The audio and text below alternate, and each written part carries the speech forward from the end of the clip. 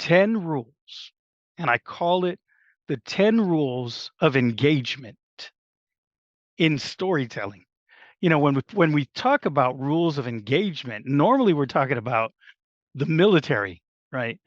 Um, and for me, I just thought that it actually told the story itself, just that that name, rules of engagement. There are rules of engagement with your audience when it comes to storytelling. The storytelling KPI in that you need to be able to measure the story that you are telling in your business. For you to be able to measure it, you need to know what are the KPI, what are the elements that you are going to use to measure it. Because of course that is what actually make it different from every other type of storytelling now.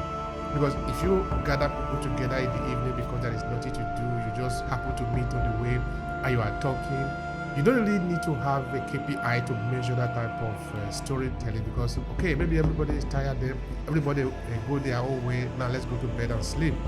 But that is not what you do in business storytelling. Well, maybe you grew up in Sicily, right? And in your area, right, there are not that many Sicilian Italian restaurants. So right there, it automatically differentiates you from the others, right? But how are we going to know that? We're going to have to figure it out by the story you tell us.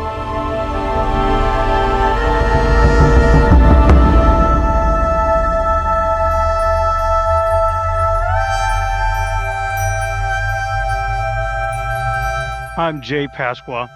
I'm a Chamorro from the island of Guam. That's the indigenous population of the Mariana Islands. And Guam is the southernmost island. And from there, I started my storytelling journey as a cub reporter for a local cable news station. And at that moment in my life, I was actually only 19 years of age, straight out of high school, actually. And I was out doing a story for um, for a local newspaper, just as a youth reporter, and I met a man who said that they had an opening for an internship at the cable news station. And the first thing out of my mouth was, "Does it pay?" I was a young I was a young teenager, and that was pretty much the only thing that was on my mind. And he said it did, and a couple of weeks later, I decided I would apply, and that's what kicked it off. And within a year or two, I was actually doing segments on air as a TV journalist, and really had a real good grasp of the news business since then. And even though it was the what we call now the legacy media business, it still actually translates to today's social media news and storytelling. And so that's where um, the origin of Jay Pasqua, the storyteller, began. Um, and I actually stayed in the news business for 15 years on the island of Guam in various roles. From a TV reporter, I was also I also worked with the news business in print. Kind of a dinosaur at this time, newspapers, right? They're going away, or they're going digital. And so I was actually part of the newspaper there. There was a couple of newspapers at the time, um, and I actually was employed by both at one point. Um, Moved into radio news, and then eventually became the editor of a business journal. Um, And that actually was the end of my career in print. Went back to the TV business and wrote some things, produced some things for MTV Philippines for Guam. Um, had a few um, news items appear on CNN World Report at the time. Um, and I also had some things appear in the Associated Press um, way back in 1997. There was a Korean air crash that occurred, and many lives were lost. And I was a reporter who was one of the first on the scene to report on that. So, pretty tragic story. But um, I decided I would leave the news business and became a poet. And so I have a bunch of poems and writings in several anthologies in the United States and abroad in the UK, and now I'm the storytelling strategist. For 14 years, I've actually been in the contact center business, stepped away from storytelling, but now I'm back full force. So that's me in a nutshell. That is really incredibly beautiful. That's interesting, no? That's really interesting. So you, Yeah. of course, you have been in the sector where storytelling is used often. Actually, okay, the media world, no, in the reporting, creating, all the whole ingredient that makes storytelling works, because now you are in the business of making news. Of course, you are going to have to look for a way to be able to make sure that the people believe what you are saying, because sometimes it is not as simple as it might appear, and it's not as straightforward as it might appear, because you are tickling with the emotion of the people.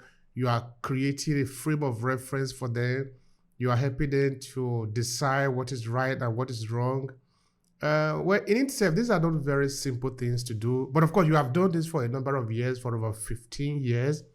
And that makes you a good candidate now to be able to explain to us what we have in stock today, which is brand storytelling. So let's get it from the basis. Now, somebody is trying to understand what that even means. How do you describe it? Brand storytelling. Brand storytelling essentially is elevating the story of your business from just services and products to establishing an emotional connection, a rapport with your audience, with your customers, with your client base. And so it really becomes almost personal.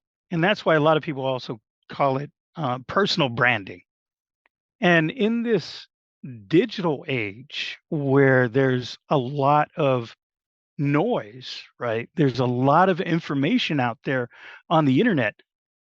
Stories, your personal story, your brand is going to need that story to be able to stand out against that noise. And so it is extremely important to understand that stories, for me, and I say this all the time, stories aren't, storytelling isn't just fairy tales and unicorns. Storytelling can actually allow you to really connect in such a way with your clients, with your customers, that their loyalty will show through as a result of that personal connection. So that to me is brand storytelling. Hmm. Thank you for that. And of course, we are again talking to you now from one who have a good background in how to craft a story. Because when you are in front of the camera as a television presenter, you understand all the different facets of the communication, the story, and the storytelling, the telling of a story, how to craft that. So these are important for us. We don't take that for granted. So it's an opportunity to talk to you, having that worth of experience. But there is something that you said there that really sort of stand out to me that I would like you to sort of expand on a little bit. You talk of rapport, how to sort of build this one-on-one relationship with the people so they can believe you, so they can of course follow you, because it's not like you said, it's not cock and bull story. There is a difference between storytelling for business and storytelling that you could maybe do in the evening, because of course all of us are involved in storytelling one way or the other, whether we know it or not. But when we talk of business storytelling or storytelling for branding or brand storytelling, this is a different ball game altogether. So what I'm trying to help you make us understand is, how do we build this rapport with the people in the sense that they can really follow us and buy from us at the end of the day? Because I don't think it's just a simple thing to tell somebody, hey, come and buy from me. Please share with us. Yeah, absolutely. And that is the one of the things that I talk about all the time. Um, uh, LinkedIn is where for me, establish my rapport. That's my audience. That's where I talk to my customer base. And on LinkedIn, what's important is showing that, right? How do we have that conversation?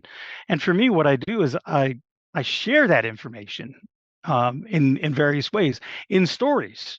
And so um, to get to the point, recently I put out 10 rules, and I call it the 10 rules of engagement in storytelling. When we talk about rules of engagement, normally we're talking about the military, right? Um, and for me, I just thought that it actually told the story itself, just that that name, rules of engagement. There are rules of engagement with your audience when it comes to storytelling.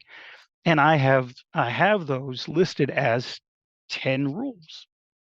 And if if you want to, we can actually go through that. One of the first things in the rules of engagement is to know your audience.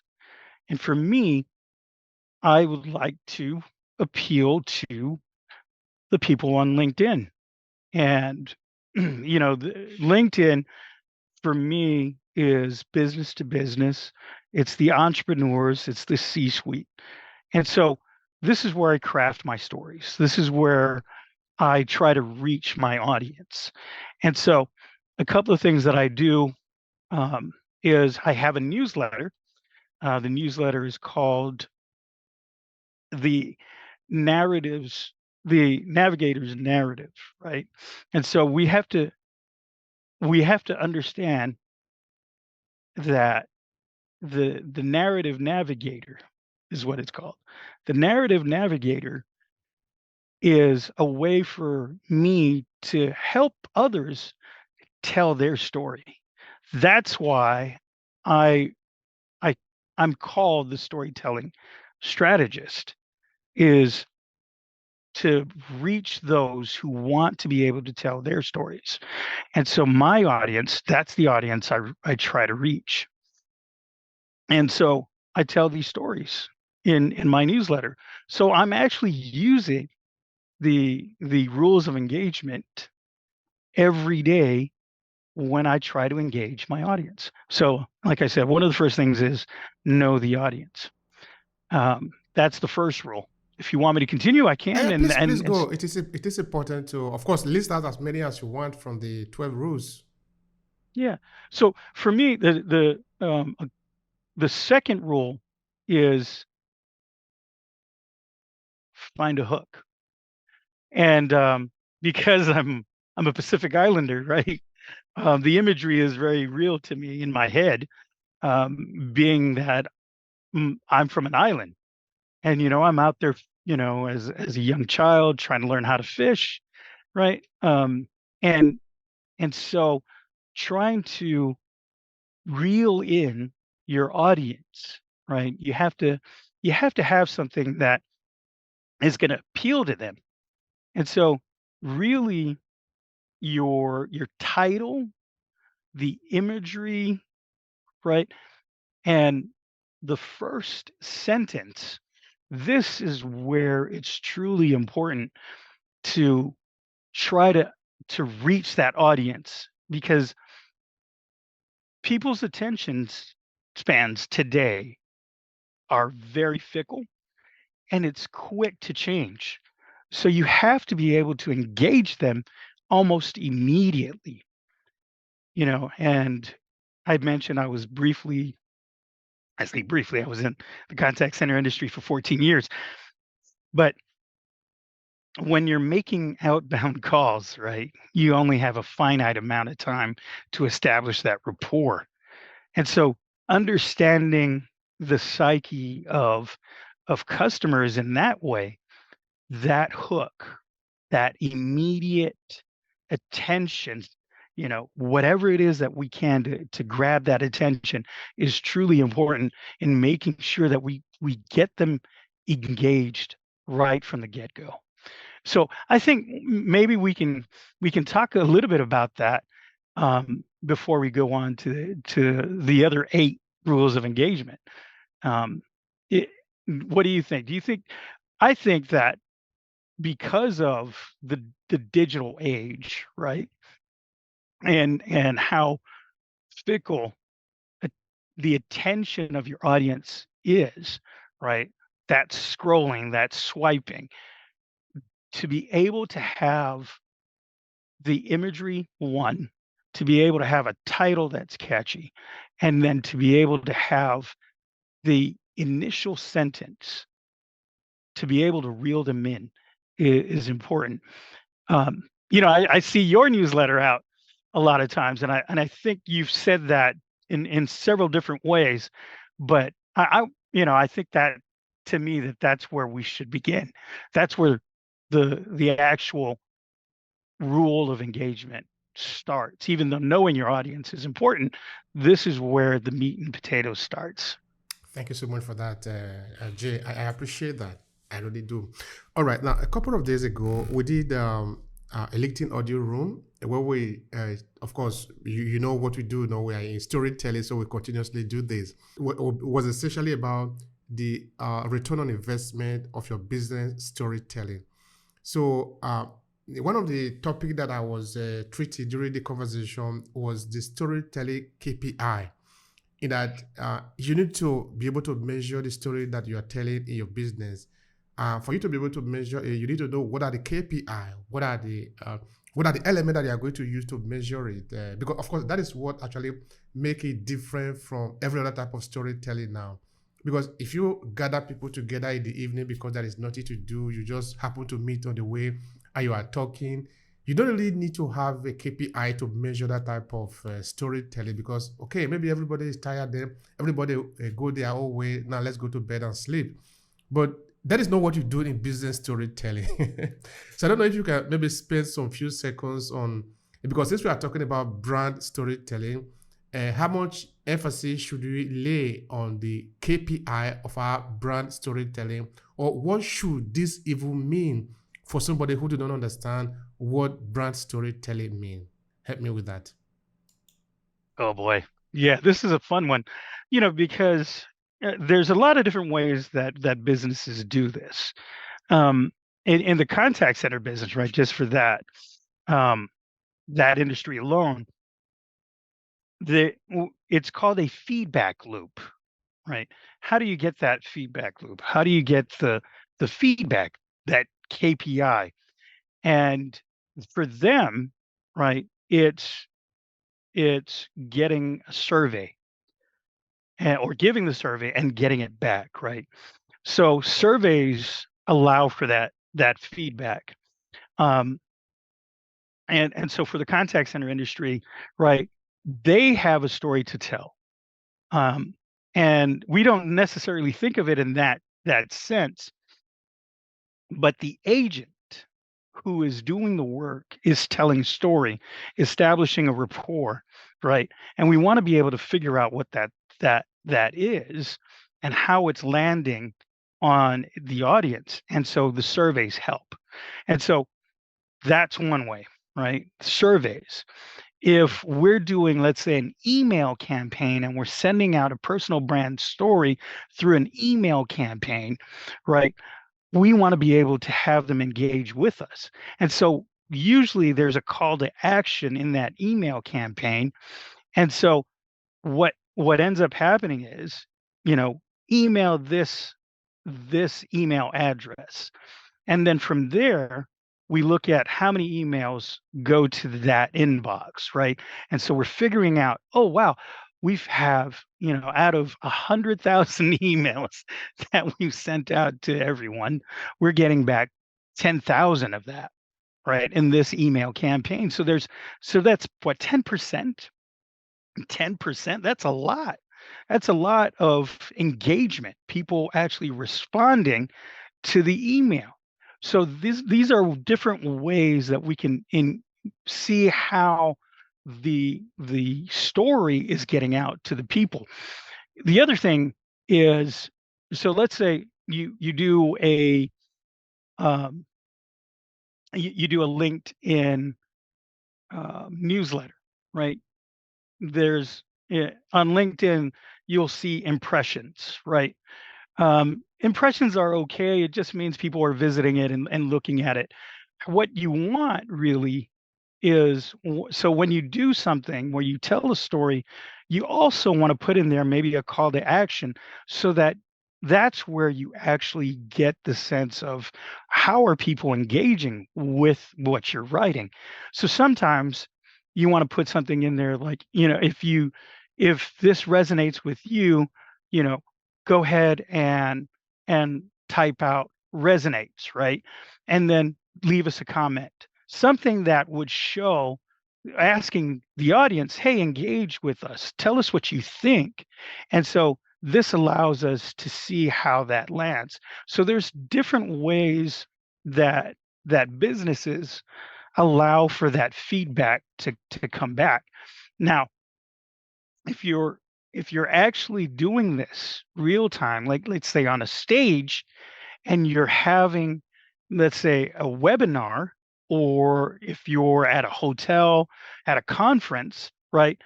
There's usually an immediate feedback loop, because you're asking, now you can ask the audience in the comments, tell me what you think about what I just said. What is resonating with you in this moment?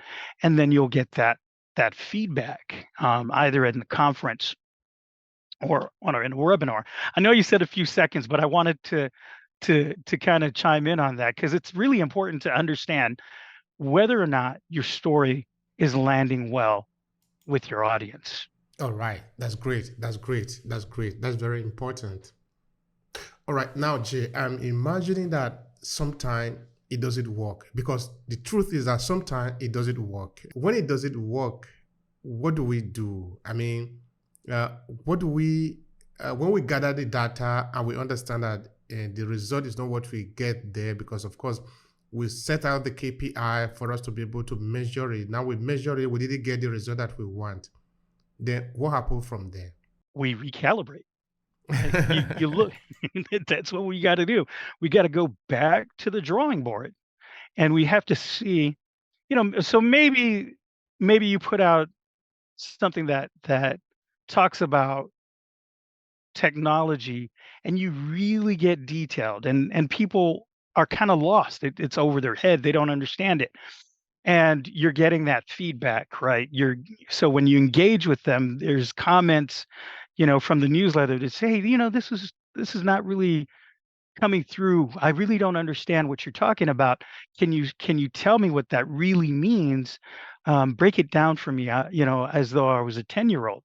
So taking that feedback, you want to go back and just kind of break it down. Where did we lose the messaging?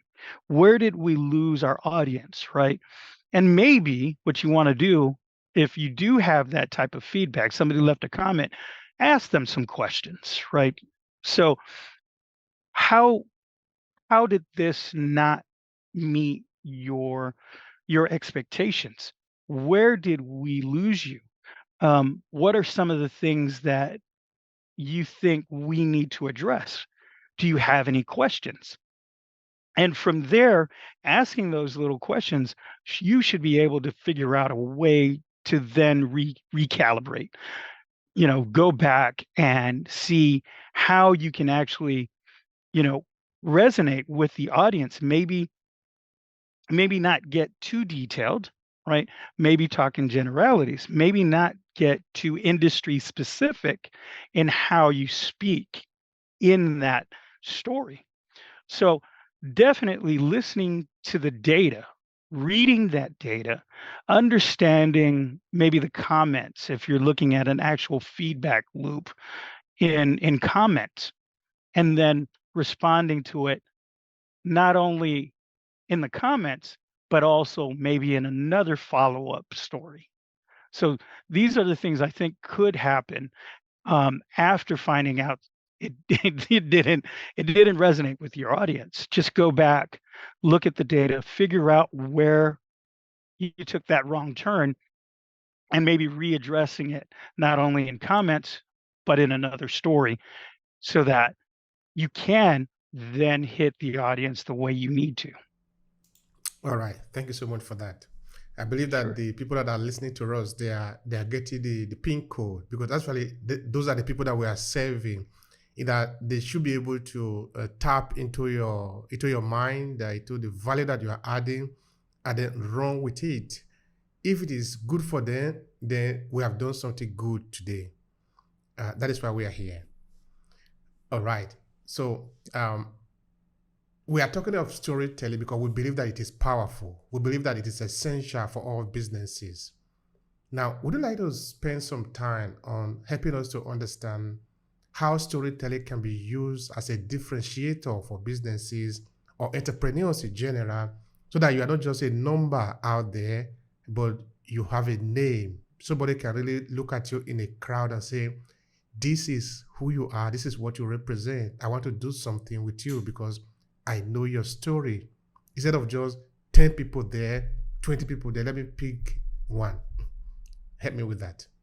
One of the things is, in in the rules of engagement, the reason I put these 10 rules down is so that others can tell their stories effectively, right? How they can engage with the audience truly effectively. And when you share, just like I did there, when you share your story in that way, you're now sharing your authority, right? This is how you establish your authority, by sharing your story. And so that sets you apart, right? You are now the authority in this industry, whatever it is, whatever industry you're in, because you've told your story. So that's one way, right, to differentiate yourself. The other is your story is different than somebody else's. So automatically that differentiates you from the rest, right? You, let's say, you're a restaurant, right? And so maybe it's an Italian restaurant in the United States, and there are hundreds of thousands of Italian restaurants out there. What differentiates your restaurant from the others? Well, maybe you grew up in Sicily, right? And in your area, right, there are not that many Sicilian Italian restaurants. So right there, it automatically differentiates you from the others, right? But how are we going to know that? We're going to have to figure it out by the story you tell us. So that right there. The other thing is how we are endeared to an audience is through struggle, right? Everybody understands struggle. And if you say, man, it took me 10 years to open this restaurant, I had to do these things, I had to have these certifications, I had to get training, I wanted to be the best Sicilian Italian restaurant out there, right?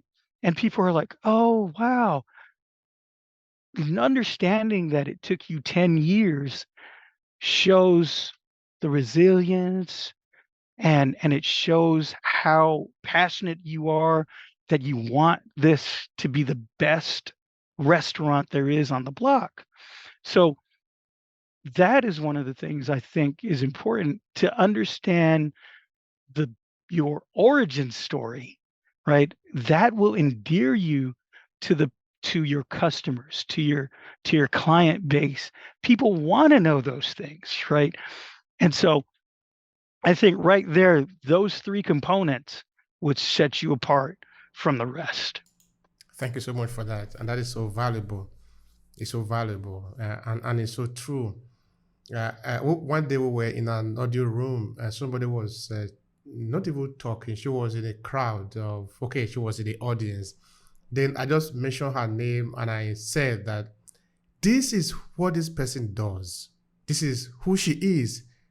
Of course, this is through her story, like you are saying, because there is no way I can enter into your mind to know what you're doing. There is no way I would have consulted the website of all the people that are in the audience. But at least if I know your story, through your story, I know where you are coming from. I know what you like. I know why you are doing what you are doing. And I think that is actually what a lot of businesses need to understand today, because that is what helped the big apples of the world to become who they are, no? Because if we take away their story, they are just another shop. They are just another company, no? But their story makes sure that we don't treat them just like another company, just another cat in the neighborhood, no? They are different type of beast in the forest. This is because of their story. So I think it's something that we really need to leverage. Now, having said that, Jay, are there some key elements that you think should be important or business storyteller should consider importance in terms of telling about branding or your brand story? Are there some key elements that we should put into consideration? I think one of the things to me that's important is to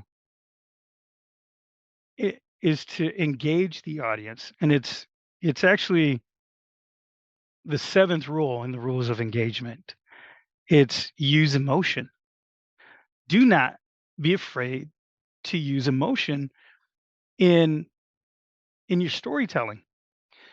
I think people fear it because th- they want to be able to just show everything from, shiny, bright perspective. Well, happiness is an emotion, right? And you want your brand to emanate maybe joy, right?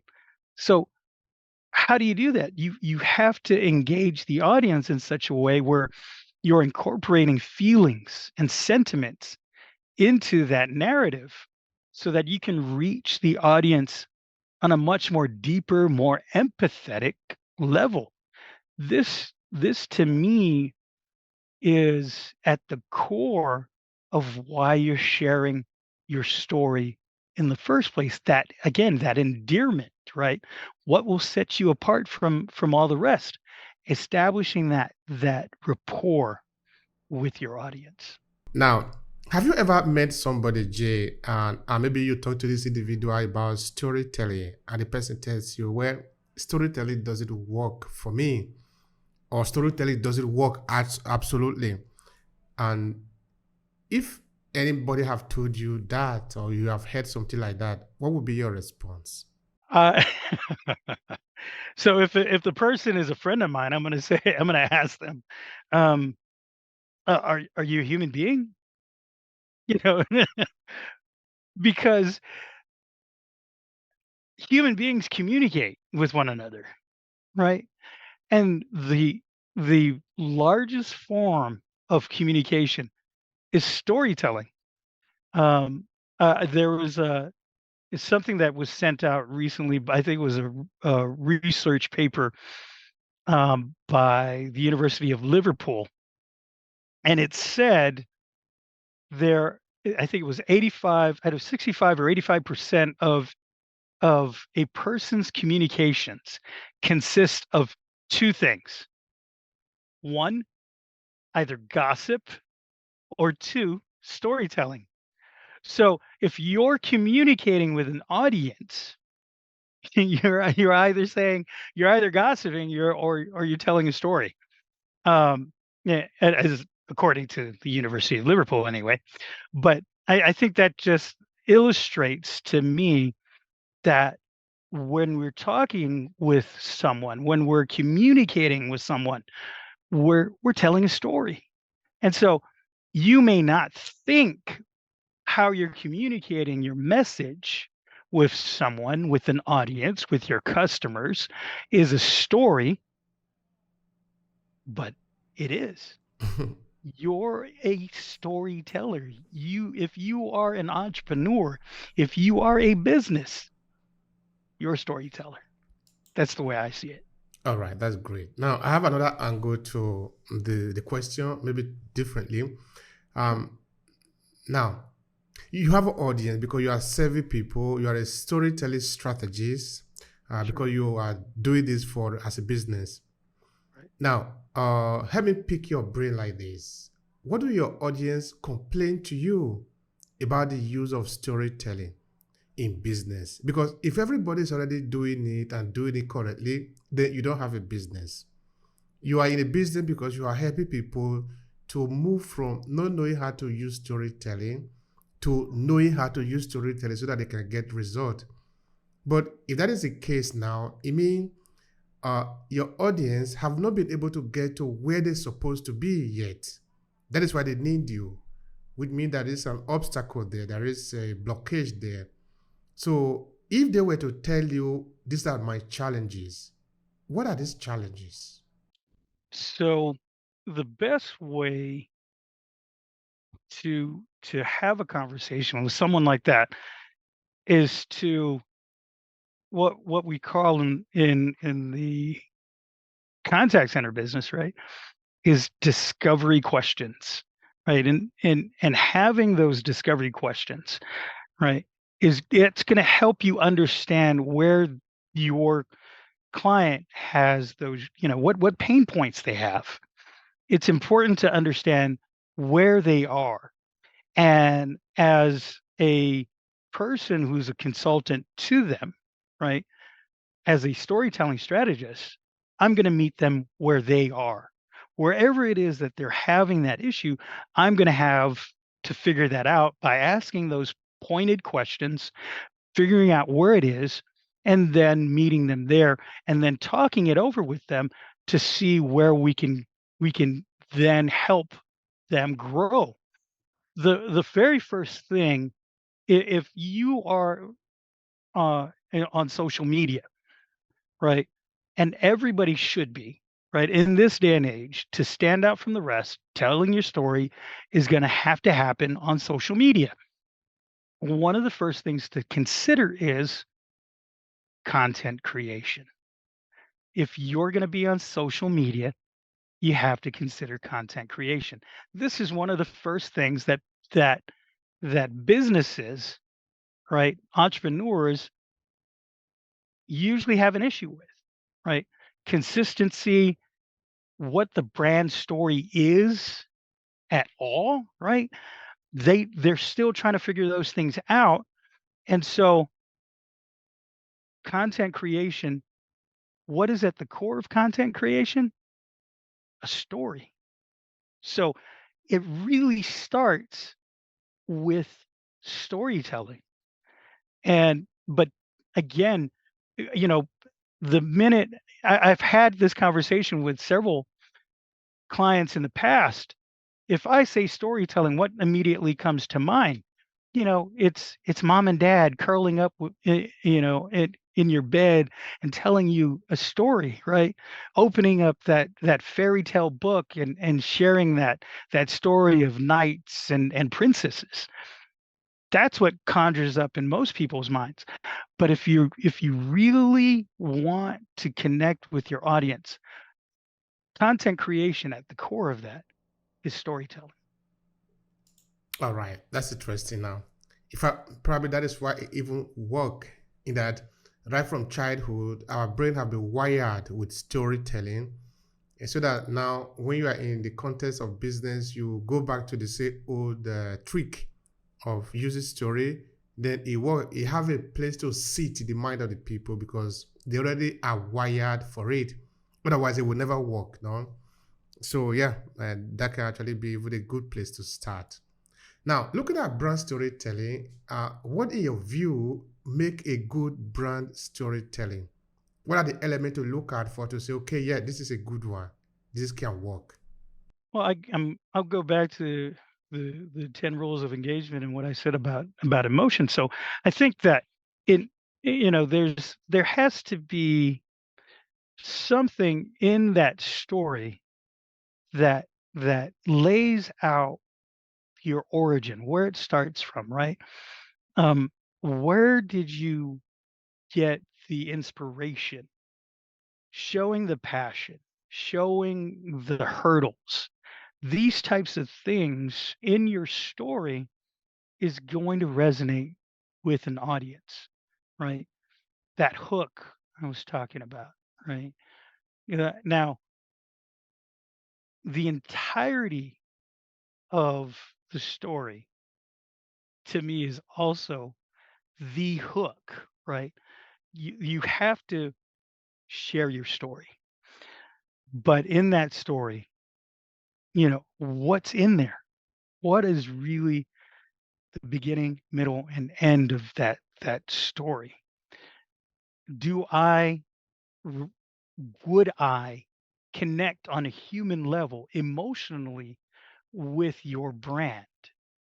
This is what you need to be thinking about when you're crafting that story with whoever it is that is helping you along in that journey.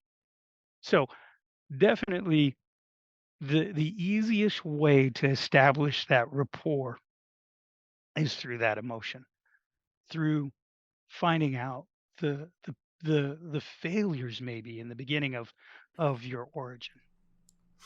Thank you so much for that. Emotion. Yeah, it's a magic that makes storytelling works. I think so.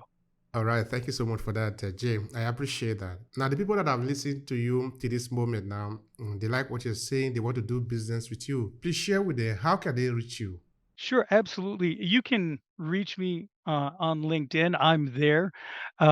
You'll see that my profile shows that I am the storytelling strategist, Jay Pascua, Jaypascua, and that's where I really connect with my audience. I also have every other Wednesday the keys to unlocking your full potential. That's a LinkedIn audio event. I also have a Saturday um, a Saturday LinkedIn audio event called Story Time with Jay and Friends. And so there I am really a storyteller. I'm really sharing a story of where I come from. And so you actually see me using all of those skills to put together. So that's one of the other things. And if you really want to understand ways to learn to reach your audience more effectively, I do have a newsletter on LinkedIn. It's called the Narrative Navigator, right? So I send that out every week. But definitely you can find me on LinkedIn. That's where you're gonna get me. But you can also reach me on my landing page. I have a landing page, pasquacorp.com, and it'll take you right to my LinkedIn profile. You can also send me an email message there. My email is jpasqua@pasquacorp.com. All right, super, super. All right, Pascal, we talk about storytelling today and how it can be a good differentiator for entrepreneurs. So, what would be your final thought here to conclude the conversation? Maybe something important you wanted to say I did not ask you, or just a kind of a conclusion to the conversation. Please go ahead and share with us. How using using everything I just told you, I'll tell you my start on becoming the storytelling strategist, and why LinkedIn. I chose LinkedIn to be where I try to reach my audience. I actually had an invitation to participate in a LinkedIn audio event, and there they were talking about resilience. And what some people don't realize is I survived a tornado. And in the aftermath of that, I tried to figure out ways to move forward from that traumatic experience. And so when people were talking, I wanted to share my story. And in that, that's where I realized I have to get back to my roots of being a storyteller so that I can help others tell their story, right? If people can resonate with my story of resilience by sharing my story of triumph over that traumatic experience, then maybe taking those lessons and my experience as a news reporter, I can help others share their story in such a way that it's going to impact them both personally, but maybe also in their business, and then help others then come to them to hear their story, right? And so that to me, it was important to share with others where's my origin story, right? So that they understand that I didn't just do this because, I want to, you know, um, I'm just totally in it for the money. It's a good thing. It's a good thing. You know, yeah, world economies exist on this, right? We haven't moved away from money as a form of economy. But but but what I'm saying though is to have a true impact on the world, I'm leaning into my purpose as a storyteller. And it really started where I shared my story of resilience with others, and understanding that, I think, really helped me realize that purpose. So Thank you so much for that. That's another great power there, resilience, because it's not going to be easy. If you are a storyteller now, you know that, yes, sometimes you are going to go off key. Sometimes you don't want to go to create your content. You also use another important term there, because it's about content, because storytelling doesn't exist in a vacuum. People need to read your story. People need to listen to you. People need to watch you. All these are different form of content. Because you say you are a storytelling strategy, you tell story, but you essentially say you create content, because that is through which the people are going. Even if you were to be speaking on stage, it's still content anyway. Yeah. So when people say this is a content economy, really it is true. This is a content economy. All right, brother. absolutely. Thank you so much. I appreciate it, Tyler. It'll be a pleasure here listening to you. Well, it was actually a pleasure to be invited and to share my thoughts with you, and hopefully I provided some value for the audience. Absolutely. I can attest to that. So thank you. I do have a wonderful time.